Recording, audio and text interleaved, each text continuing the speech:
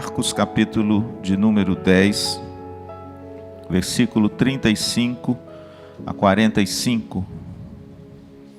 Meus amados, eu vou ler o texto e você, por favor, siga comigo e fica com a sua Bíblia aberta, se possível. Diz assim, verso 35. Então se aproximaram dele Tiago e João, filhos de Zebedeu, dizendo-lhe: Mestre, queremos que nos conceda o que vamos te pedir. E ele lhes perguntou: O que quereis que vos faça? Responderam-lhe: Permite-nos que na tua glória nos assentemos um à tua direita e o outro à tua esquerda. Mas Jesus lhes disse: Não sabeis o que pedis. Podeis vós beber o cálice que eu bebo, ou receber o batismo com que eu sou batizado? Disseram-lhe: Podemos. Tornou-lhes Jesus: Bebereis o cálice que eu bebo, e recebereis o batismo com que eu sou batizado. Quanto, porém, ao assentar-se à minha direita ou à minha esquerda, não me compete concedê-lo, porque é para aqueles a quem está preparado. Ouvindo isso, indignaram-se os 10 contra Tiago e João. Mas Jesus, chamando-os para junto de si, disse-lhes: Sabeis que os que são considerados governadores dos povos têm-nos sobre o seu domínio, e sobre eles os seus maiorais exercem autoridade. Vamos ler juntos agora? Vamos lá. Mas entre vós não é assim. Pelo contrário, quem quiser tornar-se grande entre vós, será esse o que vos sirva. E quem quiser ser o primeiro entre vós, será o servo de todos. Pois o próprio Filho do Homem não veio para ser servido, mas para servir e dar a sua vida em resgate por muitos. Foi o último diálogo que Jesus teve com seus discípulos antes de entrar em Jerusalém. Pode olhar aí no capítulo 11, é o capítulo da entrada triunfal de Jesus em Jerusalém.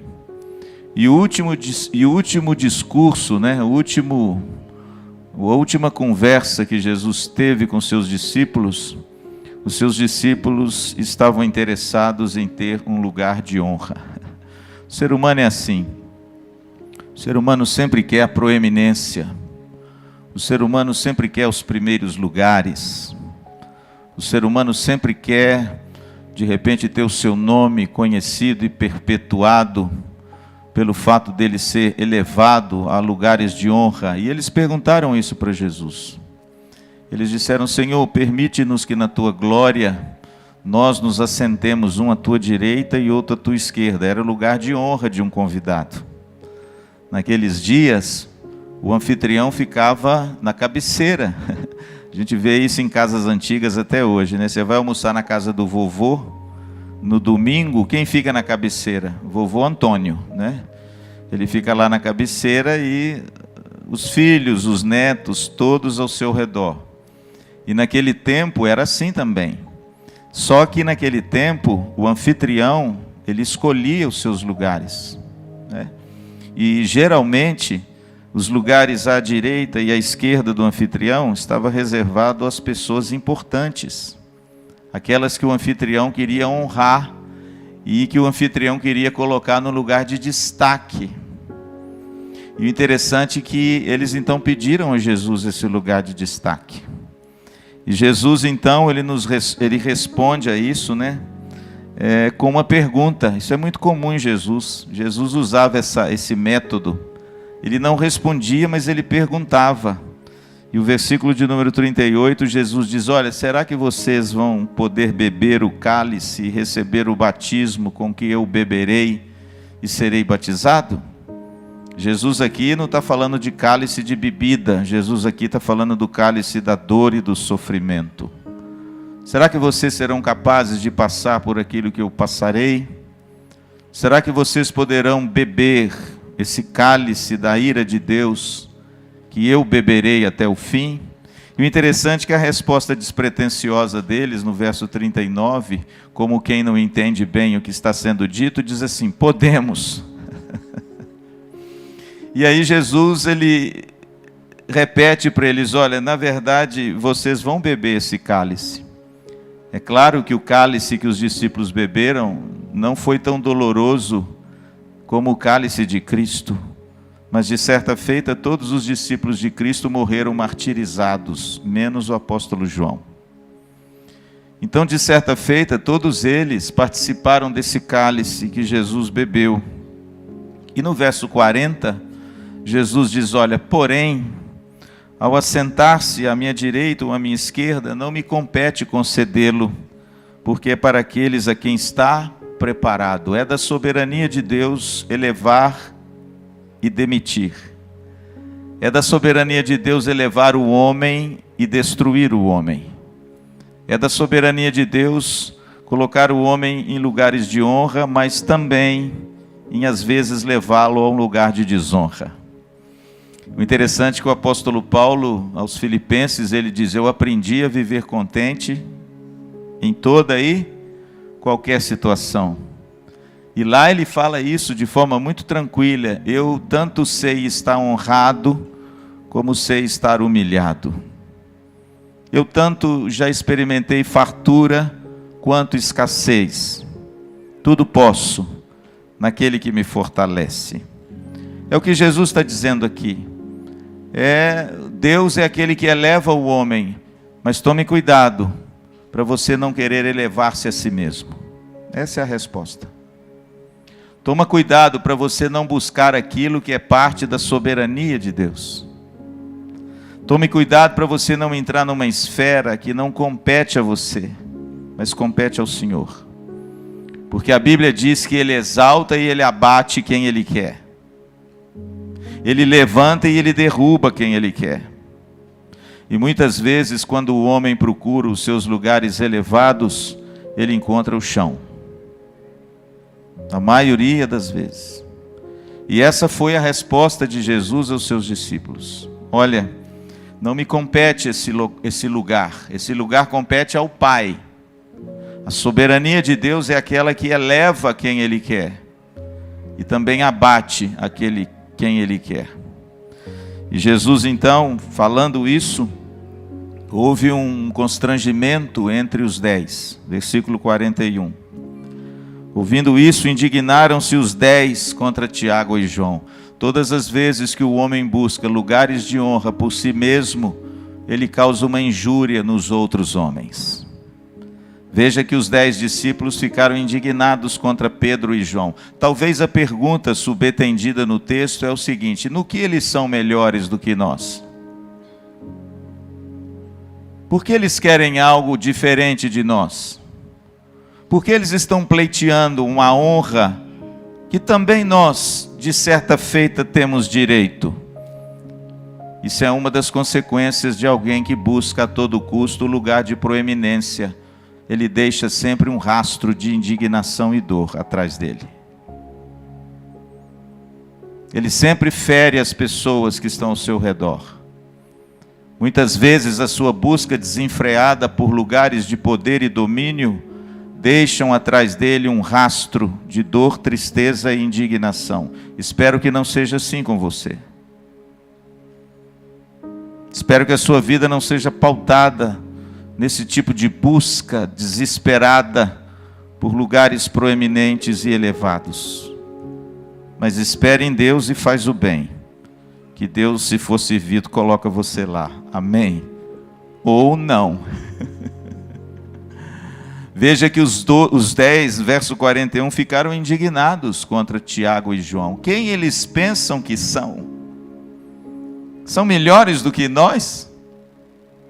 E aí, irmãos, quando Jesus viu o clima, aqui está um dos segredos não, um dos princípios da liderança de Jesus, que eu acho maravilhoso. Jesus tinha uma sensibilidade muito grande para notar quando algo não ia bem. E ele tinha uma sensibilidade maior ainda para interpelar aquilo de forma tão sábia, que ele trazia a paz entre os seus discípulos, mas sem aquela coisa truculenta que nós estamos acostumados. Sem aquela coisa destemperada, quando a gente vê um problema e quer resolver. Falei sobre isso, viu? No nosso podcast sobre liderança, o líder e a resolução de conflitos. Veja que os 10 se indignaram contra os 2. Criou um clima, o negócio azedou. Azedou por causa da atitude deles de querer um lugar de honra. E Jesus então, irmãos, vendo, a Bíblia diz que ele os chamou para junto de si. É muito bonito isso, por quê? Porque Jesus intervém. Jesus percebe que o clima não ficou bom. Jesus percebe que a comunhão dos seus discípulos entre si estava prestes a ser quebrada. E Jesus, irmão, se adianta e chama todos eles. Por quê? Porque se a coisa é pública, tem que tratar de forma pública. Se a coisa é particular, trate de forma particular. Não misture as coisas, porque se você misturar, você vai piorar. Já que os 10 se indignaram contra os 2, já que o problema foi um problema entre os 12, quem Jesus chamou? Os 12. Mais um princípio precioso de liderança.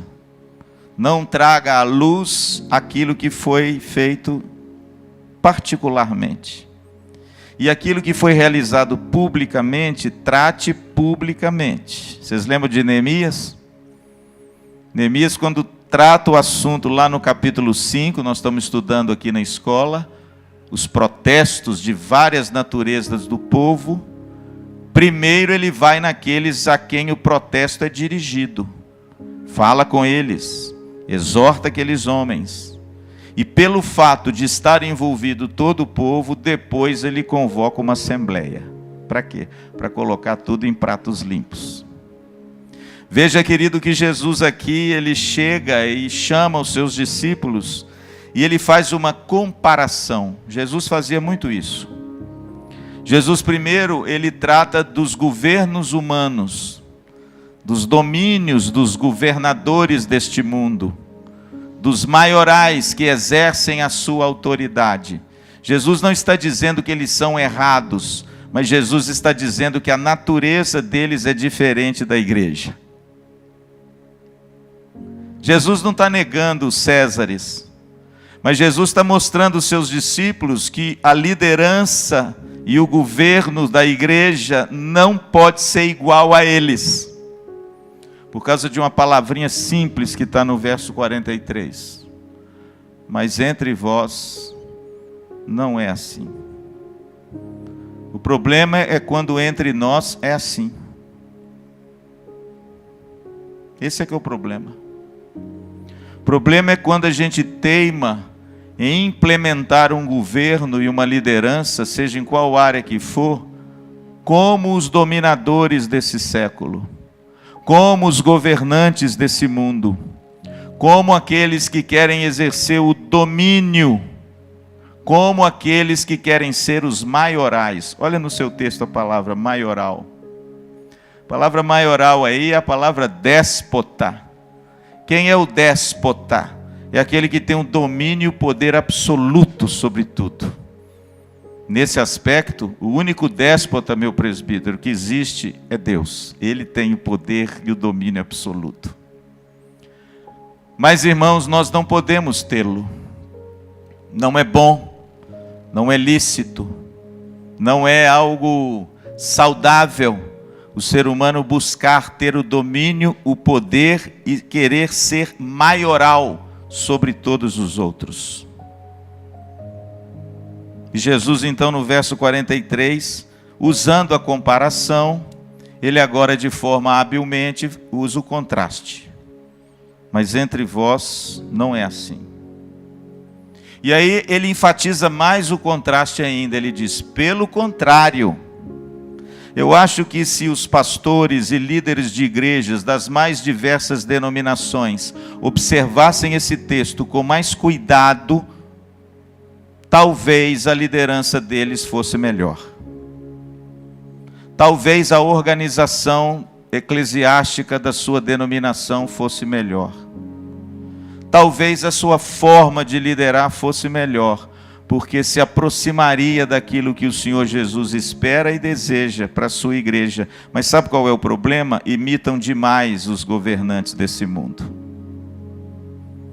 querem ser maiorais demais, querem exercer domínio demais, querem ter seu nome guindado às altas escalas demais, querem ter as pessoas debaixo do seu tacão, querem dominá-las com mão forte, achando que com isso tem a liderança.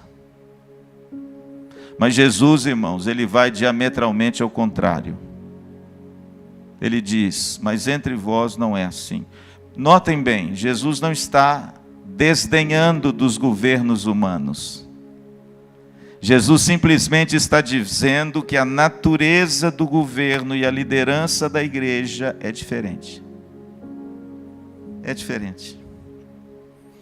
E ele diz, olha, pelo contrário, quem quiser tornar-se grande entre vós. Por quê? Porque certamente o ser humano busca essas coisas. Só que a forma pela qual ele busca ser grande é o oposto da forma pela qual o mundo busca ser grande. O mundo e os homens do mundo buscam ser grandes pelo poder e pelo domínio. Os crentes buscam ser grandes pelo serviço humilde ao próximo. Isso, irmãos, quebrou o paradigma da época. Isso quebrou tudo aquilo que na época de Jesus ensinava-se e vivia-se sobre os governos, porque os servos eram pessoas desmerecidas da sociedade. Os servos eram pessoas que não tinham nem voz, sabia disso? Os servos eram pessoas que não eram nem contadas na genealogia se ele fosse da família. Os servos, as mulheres e as crianças não tinham voz. O serviço humilde não era sequer nomeado, quanto mais valorizado. O servo naquele tempo, ele servia para aquelas coisas triviais. E era delegado tal tarefa às pessoas mais humildes da casa. É por isso que no lava-pés, Jesus se fez o servo. Jesus não apenas ensinou uma outra forma de liderança. Jesus encarnou essa forma quando ele se fez o servo da casa e lavou os pés dos seus discípulos. Foi por isso talvez que Pedro, um judeu da gema, quando Jesus vai lavar os pés de Pedro, de forma correta, certinha com a cultura da época, diz para Jesus, o Senhor jamais vai lavar os meus pés. Claro, como um mestre vai lavar os pés dos outros? Isso é um desmerecimento, isso é uma humilhação, isso é algo horrível, alguém sendo mestre, se rebaixar e lavar os pés como o escravo mais humilde da casa. Os meus pés o Senhor não lava. Você conhece o diálogo, né? Pedro, se eu não te lavar os pés, você não tem parte comigo. Jesus não apenas ensinou, irmãos, o modelo de liderança na igreja, mas Jesus encarnou esse modelo, como sempre ele fazia, né? Jesus não tinha só gogó, Jesus tinha gogó e vida. Existem muitos gurus da liderança por aí. Pastor Dalma, outro dia não, no programa, né, pastor? Nós falamos um pouco sobre isso. Muita gente nas internets dando curso de liderança, falando sobre liderança, teóricos da liderança. Não estou dizendo que é errado, irmãos, mas tem uma coisa estranha na vida deles. Nunca lideraram nem um formigueiro. Nunca foram líderes de nada.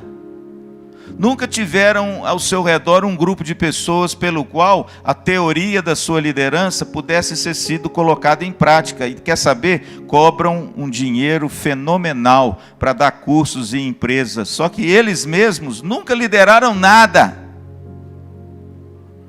Jesus não era assim.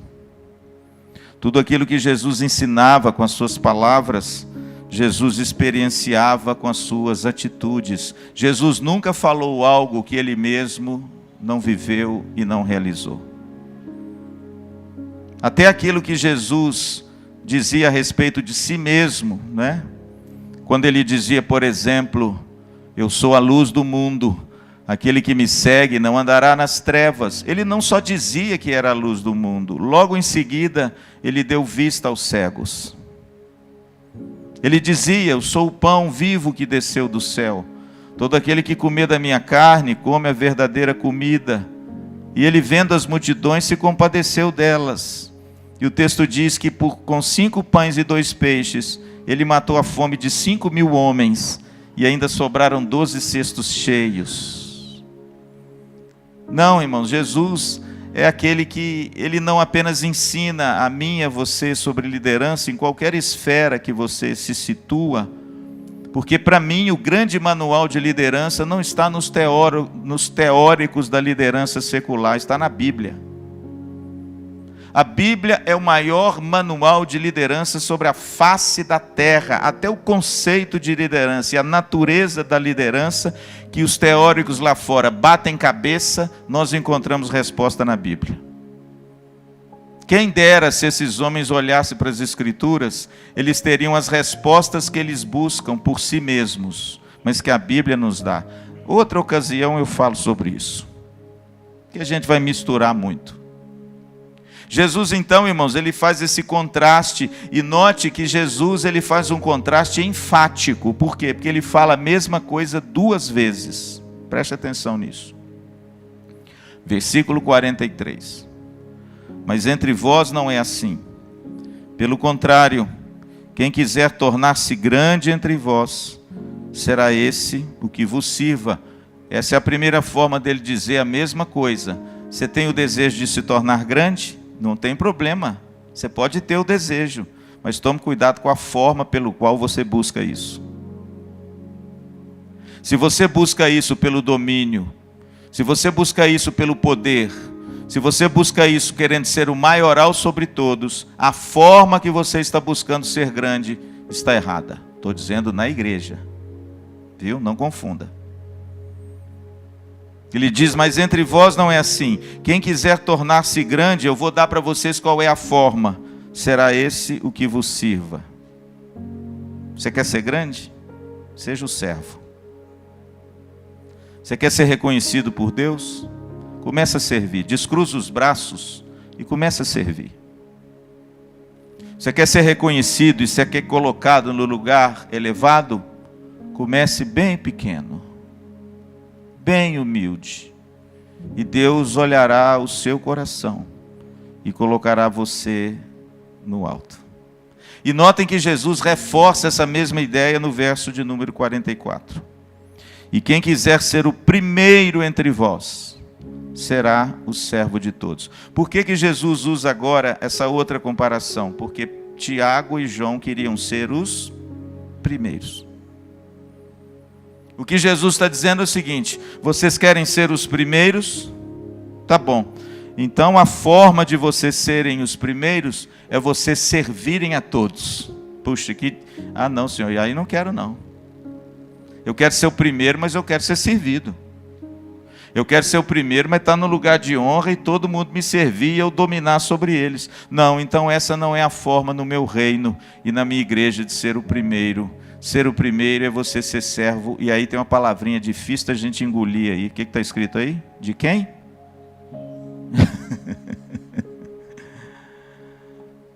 Notem que Jesus não fala assim: vocês serão servo dos 10. Ele não limita, entende? Essa busca pelo lugar de honra, servindo apenas um pequeno grupo dos 10. Ele podia ter dito isso. Mas ele abrange algo muito superior. Ele diz: olha, vocês serão servo de todos. Todos. Será que o ser humano é capaz disso? Será que você é capaz de servir um pequenino? É por isso que Jesus, em certas ocasiões, ele pega uma criança e põe no colo. E ensinando aos seus discípulos, colocando uma criança no colo, ele diz assim: todo aquele que receber essa criança, como eu recebi, você é o maior no reino dos céus. Pastor, o que é receber uma criança em meu nome como eu me recebo? É uma metáfora para dizer o seguinte: se você servir um pequenino, você é o maior no reino dos céus. E não existia pessoinha mais pequenina daquela época do que as crianças. E Jesus toma-as como exemplo daquilo que ele está dizendo exatamente aqui. E aí Jesus, ele termina, esse bloco tão bonito, dizendo o seguinte, verso 45. Pois o próprio Filho do Homem não veio para ser servido, mas para servir e dar a sua vida em resgate por muitos. Que coisa gloriosa. É mais uma testificação de que o próprio Jesus não exigiria dos seus discípulos o que ele faria muito mais. Este é um grande princípio da liderança. Um outro, que a gente conversa depois. O líder não pode exigir o que ele não faz. Pelo menos não deve. Porque a autoridade do líder, ela é conquistada. Por quê, pastor? Por algumas coisas. Uma delas é o exemplo. Se o líder não dá exemplo, ele não tem autoridade. Ele pode até falar. As pessoas podem até seguir. Mas vão seguir contrariadas. É ou não? Veja que Jesus termina, irmãos, esse diálogo tão bonito, falando que ele mesmo é o exemplo supremo daquele que serviu e daquele que era o maior. E se tornou o menor. E serviu o menor de todos. E ele foi além. O texto diz que Jesus não apenas serviu, mas ele deu a sua vida. Veja que o serviço de Jesus chega às raias do sacrifício próprio. Ele não apenas serve com algo que está externo a ele. Ele serve com a própria vida dele. Não, ele não está pedindo para você fazer isso não, viu, querido? Fique tranquilo. Ele não está pedindo para você morrer pendurado numa cruz, servindo os pequeninos de Maringá. Não, não, não. Ele está só dizendo que o que ele requer de mim e de você é algo que ele fez numa escala muitas vezes maior. Não apenas servindo com a sua vida enquanto esteve aqui entre nós, mas acima de tudo, extrapolando esse serviço com sacrifício pessoal, de doar a sua própria vida, o ápice do sacrifício, e o ápice do serviço é você se anular a tal ponto, que você entrega a sua vida pela vida de outra pessoa. Bom, eu acho que essa é a interpretação boa desse texto. Eu acho que não ficou muita coisa de fora, embora a grandeza desse texto ultrapasse o que eu disse. Eu queria então concluir. Vou ser breve hoje. A liderança cristã, ela diverge, como eu disse, em alguns pontos da liderança secular. As palavras de Jesus são muito claras no verso 43. Cuidado para a gente não misturar essas coisas. O pastor consciencioso é aquele que ouve todas as coisas, retém o que é bom, mas na igreja coloca em prática aquilo que é das Escrituras. Amém? Coloca em prática aquilo que foi delegado a nós através da palavra de Deus. O contraste aqui é muito forte com os poderosos da terra, os seus governos, e o contraste com os discípulos de Jesus. Portanto, vamos extrair aqui para concluir alguns aspectos da natureza da liderança cristã que divergem da liderança do mundo. Primeiro, a liderança cristã não visa o poder, mas visa o serviço. Isso está muito claro no versículo de número 43 e 44. A igreja não é um campo de batalha por poderes. A igreja é um campo de batalha por serviço. Mas o problema é que muitos não querem batalhar para servir. Querem batalhar para ter o poder. Mas quando a gente olha para a liderança cristã, a natureza da liderança cristã não está em você exercer o domínio e o poder. Quem é o pastor? Quem é o presbítero? Quem é o diácono? Quem é o líder de ministério? O servo da igreja. O servo do ministério. O servo das pessoas. Eu recebi um casal no meu gabinete essa semana, como eu, graças a Deus, tenho recebido com muita constância. Gente muito querida, viu? Que está vindo aí, conhecendo a IPVO. Estive com eles ontem mesmo. E eu estava falando com eles exatamente sobre isso. sobre essa questão de agenda e sobre essa questão de acessibilidade dos líderes com as ovelhas. A agenda do pastor, quem faz não é ele. Sabia disso? A agenda do pastor, quem faz são vocês. A agenda do pastor Luciano, ou pelo menos na minha pequena entendimento, a agenda de um líder, quem faz são seus liderados. Porque o líder serve os liderados. O pastor não é aquele que exerce domínio e autoridade no sentido de mando e ser o maioral da igreja. O pastor é o servo da igreja. E como servo da igreja, ele serve a comunidade. E aí eu falei um pouco com esse casal, porque isso para eles, pasmem, foi novidade. Eles disseram que nunca tinha visto isso na igreja de onde eles vêm. Eles disseram para mim, irmãos, eu quero falar aqui na internet, porque de repente você pode ser membro de uma igreja que tem uma liderança nesse sentido. Eles disseram para mim que tinham 9 anos que eles eram membros dessa igreja e nunca conversaram com o pastor. Nunca conseguiram conversar com o pastor. Porque era tanto supervisor no meio do caminho, que o todo-poderoso pastor era inacessível. Ele morava em luz fulgurante. E quando eu os recebi no meu gabinete, na primeira vez que eles ligaram para a Bruna, eles vieram no meu gabinete chorando, porque estava conversando com o pastor. Eu virei para ele: aonde nós estamos?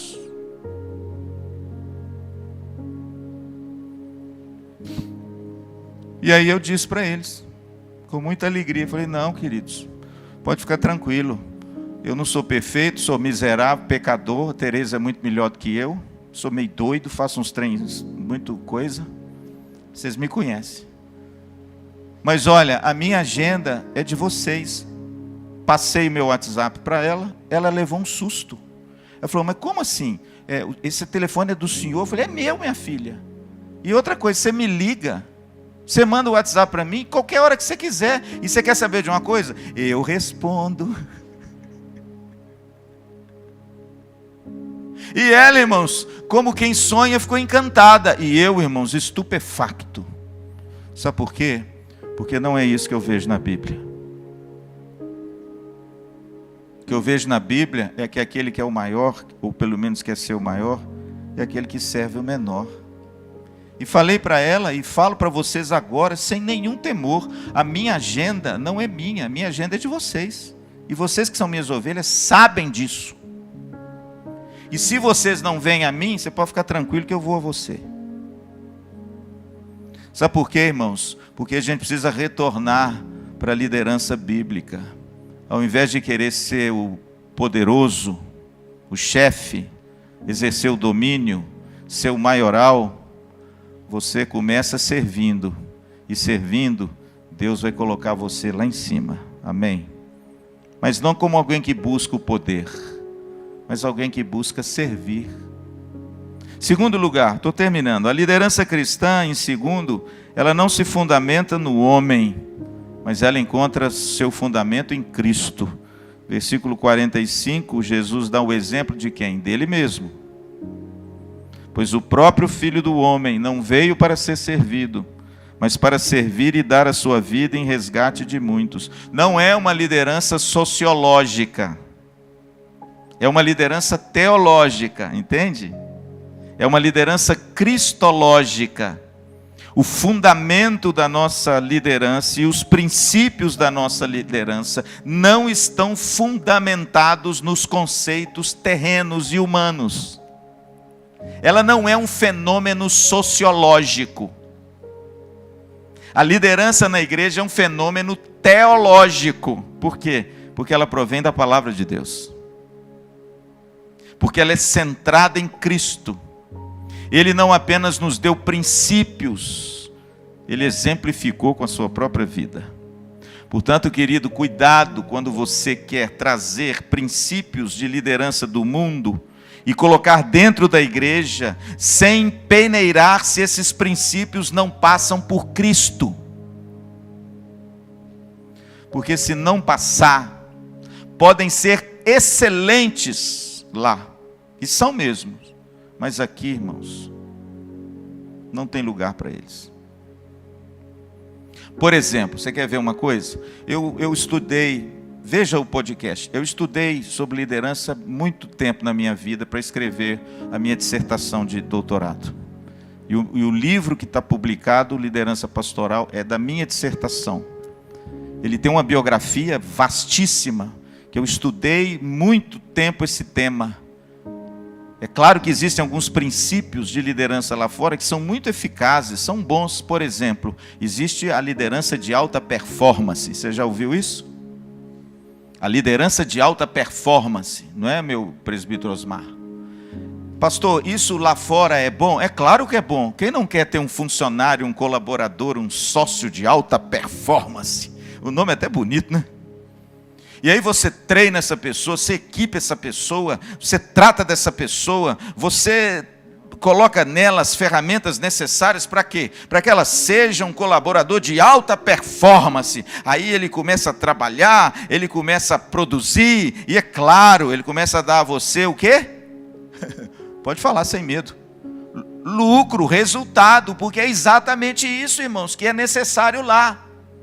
Entende? E aí, meu presbítero Osmar, você coloca a liderança de alta performance, investe na pessoa e de repente vê que a pessoa não está dando resultado. O que você faz com ela? Você fica com ela? Oh, meu filho, fica aqui. Eu vou deixar você aqui. Agora pensa bem, irmãos, coloca a mão na consciência. Será que existe liderança de alta performance na igreja de Cristo? Você já ouviu falar isso na Bíblia? Você já viu Jesus falar disso com seus discípulos? Você já viu Jesus esperar a alta performance dos seus discípulos? Pelo contrário, a Bíblia diz que quando eles prenderam Jesus, fugiu todo mundo. Que raio de performance é essa? Um bando de homem covarde, que na hora que o caldo entornou, não ficou um. Ah, irmãos, mas se fosse liderança de alta performance, Jesus fuzilava todo mundo e contratava outros, não é? Bom, eu estou dando um exemplo, mas eu posso dizer a vocês que está cheio de igreja por aí, cheio de exemplos assim, que tratam as pessoas como se elas fossem ferramentas para produzir alguma coisa, e quando elas não produzem essa coisa, descartam as pessoas. Mas entre vós, não é assim. O crivo é Cristo. Em último lugar, irmãos, a liderança cristã, terceiro aspecto da natureza da liderança. O primeiro deles, vamos lá? A liderança cristã não visa o poder, mas o serviço. Segundo, a liderança cristã não se fundamenta no homem. Ela não é sociológica, ela é cristológica, mas ela se fundamenta em Cristo. E em último lugar, a liderança cristã não visa o benefício próprio, mas o sacrifício por todos. O líder, ele não busca, irmãos, a projeção pessoal. A liderança na igreja não busca você, com a sua liderança, seja com um cargo, seja com um ofício, buscar projeção. Tem muita igreja aí, irmãos, que presbíteros e diáconos e líderes querem ser líderes para se projetarem pessoalmente, para ter o seu nome reconhecido, para ter qualquer tipo de benefício, entende? Que o cargo, ou a função, ou o ofício, no caso da igreja, porque tem diferença, depois a gente vê isso, depois é coisado lá na frente, né? O cargo, o ofício, ou atribuição, vise algum benefício. Ah, não, eu quero ser presbítero, porque assim eu vou te falar, assim eu vou ser bem visto pela igreja, né? Não precisa nem se candidatar. Você já está desqualificado se pensa assim. Ah, eu quero ser um presbítero, porque afinal de contas eu quero sentar lá no gabinete do pastor com aquela reunião, eu quero resolver as coisas aqui da igreja, porque afinal de contas eu vou ser uma pessoa importante. Já está desqualificado. Porque na realidade, irmãos, a liderança cristã é muito mais um sacrifício envolvido do que um benefício recebido. É muito mais você se sacrificar por todos do que você se beneficiar com todos. Ó, é diferente. Jesus, irmãos, deixou muito claro aqui. Jesus veio servir e dar. Liderança na Bíblia é muito mais dar do que receber. E às vezes a gente recebe pouco, viu? Liderança na igreja é muito mais oferecer, entregar. O pastor Dalmo falou isso no início do culto, que bonito. É muito mais você se oferecer, se dar, do que você querer receber. Se beneficiar. Por exemplo, existem cargos, né, no mercado secular que oferecem um monte de benefício, não é assim? Claro que é assim, irmãos, e tem que ser assim. O benefício do salário, de ajuda de custo, e blá, blá, e paletó, e não sei das quantas, quinquênio, sextênio, decênio. Se você tiver isso, você tem mais um ganho. Se você produzir mais, você tem uma porcentagem. Não é isso, Ari? É desse jeito e tem que ser, para você incentivar a pessoa. Aí ela olha assim e fala, opa, tá cheio de benefício, vou nessa. Se você quer ser um líder na igreja, nessa mentalidade, não vem não. Que não é não. A mentalidade na liderança é o seguinte: o que é que eu posso oferecer? O que é que eu posso dar? O que é que eu posso servir? Não é o que eu posso me beneficiar. Tem muito pastor aí se beneficiando do púlpito para entesourar para si mesmo. E tem muito presbítero e diácono fazendo a mesma coisa. Nas mesas dos conselhos, só para ter proeminência na igreja. E às vezes agir como um tirano com o povo e às vezes até com o pastor. Mas, irmãos, a liderança na igreja, ela não visa o benefício, mas o sacrifício. É uma liderança sacrificial. Jesus deu a sua vida em resgate por muitos, e nós precisamos entender que somos servos de todos. E é por isso, irmãos, que às vezes é tão difícil, né, a gente encontrar, não impossível, mas é muito difícil a gente encontrar essa natureza da liderança, onde busca essa pureza devida a Cristo na liderança da igreja. E aí vem um grande mistério, né? E eu termino. Vem um grande mistério. Quanto mais você deseja servir, mais Deus te honra e te coloca aonde Ele quer. Parece um paradoxo, né? Quanto mais você se diminui, mais Ele te exalta. Quanto mais você deseja se tornar pequeno, mais Cristo é engrandecido em você. Quanto mais você tem olhos para a comunidade, para ser um servo, mais Deus exalta a sua liderança, respeito e amor deles para com você. É o contrário.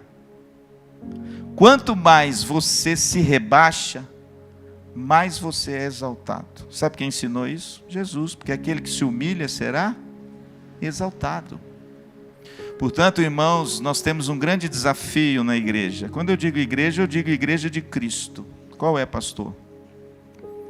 É a gente primeiro compreender que a liderança na igreja, ela tem uma natureza em algumas coisas diferente da liderança do mundo. Segundo desafio, temos o desafio de não confundir essas duas coisas, introduzindo na igreja princípios de liderança que são essencialmente do mundo. Se uma pessoa não serve na igreja, por exemplo, para cantar, nós vamos treinar ela para cantar. E se ela não cantar tão bem, ela vai continuar cantando. Está vendo a diferença, irmãos? Não é de alta performance, porque Jesus não espera alta performance, Jesus espera alta obediência a Ele. E às vezes a gente é falho em algumas áreas, mas deixa eu te dizer uma coisa, Cristo te ama e te aceita desse jeitinho, e Ele nunca vai te desamparar por causa disso.